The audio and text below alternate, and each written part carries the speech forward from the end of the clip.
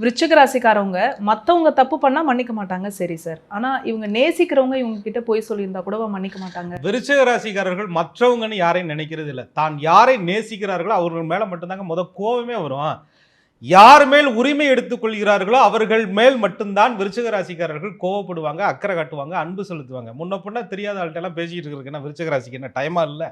ஆக இவர்கள் ஒருவர் மேல கோவப்படுறாங்க அப்படின்னு சொன்னா முழுசா இவங்க மனசுல ஃபர்ஸ்ட் இடம் கொடுத்ததுக்கு அப்புறம் தான் இவங்க அவங்க மேல கோவமே படுவாங்க. நாங்க உங்க மேல அக்கறையா இருக்கிறதுனாலதான் எங்களுக்கு கோவமே வருது அப்படின்னு சொன்னா விருச்சிக ராசி. சரி, விருச்சிக ராசி மனசுக்குள்ள ஒரு காதல் வந்துருச்சு. அது கணவனாவோ மனைவியாவோ காதலனாவோ காதலியாவோ இருக்காங்க. அவங்க ஒரு சூழ்நிலையில போய் சொல்லிட்டாங்க. இதை இவங்க எப்படி எடுத்துக்கிறாங்க? அதாவதுங்க, விருச்சிக ராசிக்காரர்கள் மனசுல காதல் வருது.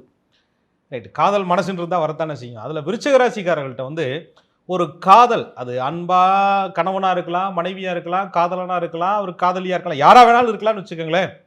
அந்த அன்பு பழைய அந்த டீசல் புல்லட் கேள்விப்பட்டிருக்கீங்களா? ஆரம்பிக்கும் போது அப்படியே டடக் டடக் டடக்குன்னு மெதுவாக ஆரம்பிக்கும். ஓட ஆரம்பிச்சிருச்சுன்னு வச்சுக்கோங்களேன், நிற்காம போகும். அது மாதிரி விருச்சிக ராசிக்காரர்களுடைய மனசுக்குள் ஒருத்தர் இடம் பிடிப்பதற்கு முன்பாக மெதுவாக வருவாங்க. நம்மவே மெதுவாக தாங்க வருவாங்க. எடுத்தவங்க ஒருத்தன்லாம் அவருக்கு காதல் வராது. ஃபஸ்ட்டு காதலையே கூட டிடெக்ட் பண்ணுவாங்க. உண்மையா பொய்யா, உண்மையான அன்பா போலியான அன்பா, இல்லை இவங்க நம்மளை மட்டும்தான் காதலிக்கிறாங்களா, அல்லது நம்ம நேசிப்பதற்கு உண்மையாக இருப்பாங்களா, இப்படி 1008 கேள்வி. ஏன்னா காலச்சக்கரத்திற்கு 4ஆம் இடம் என்று சொல்லக்கூடிய சுகஸ்தானத்திற்கு, அந்த சுகஸ்தானத்திற்கு பஞ்சமஸ்தானம் என்று சொல்லக்கூடிய விருச்சகத்தில் கடகத்திற்கு 5ஆம் இடத்துல சந்திரன் நீச்சம் என்ற நிலையை பெறுவதால, ராசிக்கு 8ஆம் இடத்துல நீச்சம் என்ற நிலையை பெறுவதால பல காயங்கள் வாழ்க்கையில பட்ட காரணத்தினால காதலே வந்தாலும் கூட அதுல ஒரு கண்ணு உண்மையா அப்படின்னு பார்த்தா அது விருச்சிக ராசி.